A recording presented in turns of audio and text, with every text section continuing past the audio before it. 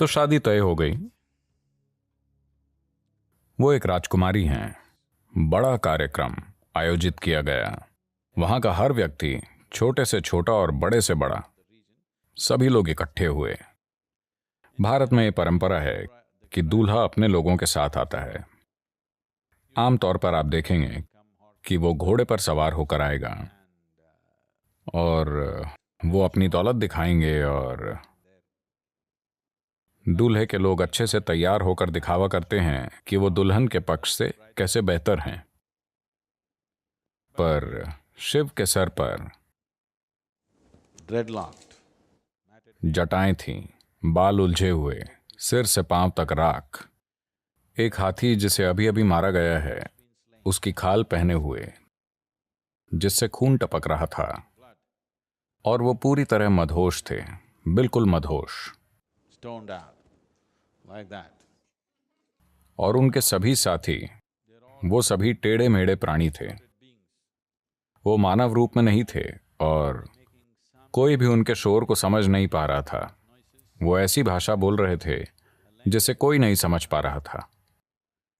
और मीरा, पार्वती की मां, ने दूल्हे की ओर देखा और उन्होंने फिर से कहा, "ओ मां।"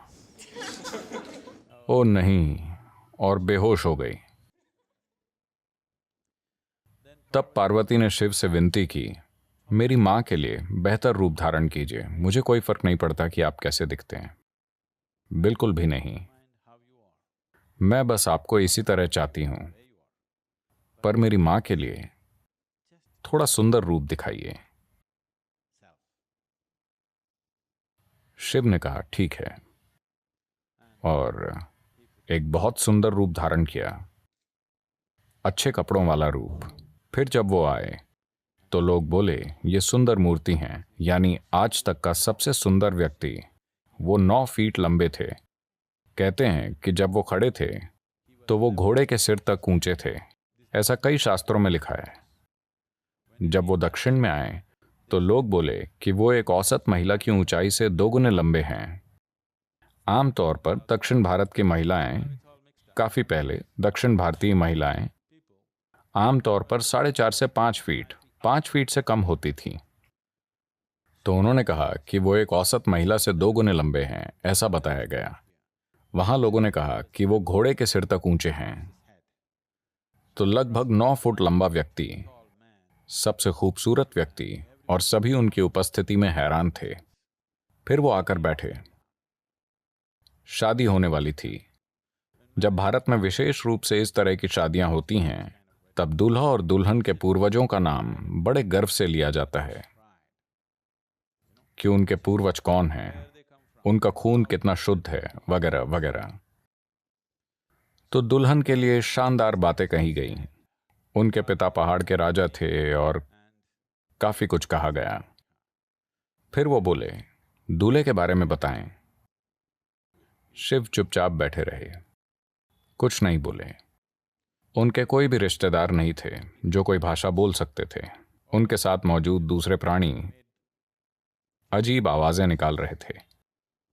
तब दुल्हन के पिता बुरा मान गए। बिना पूर्वजों के इस व्यक्ति से मेरी बेटी कैसे शादी करेगी? Nobody knows where he comes from, who his parents are, what is his lineage. कोई नहीं जानता कि ये कहां से आया है, इसके माता पिता कौन हैं, इसका वंश क्या है। मैं इसे अपनी बेटी कैसे दूं? वो गुस्से में उठ खड़े हुए। तब एक ऋषि थे, नारद, जिनके पास एक तार वाला यंत्र, एक तारा था। वो बस टैंग टैंग टैंग करते रहे।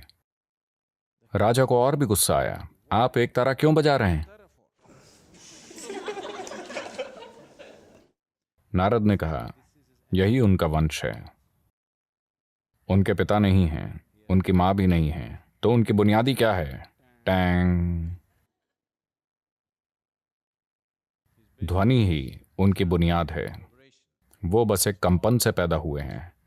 उनके ना तो माता पिता हैं, न ही कोई वंश। तब राजा चिढ़ गए, लेकिन शादी हो गई।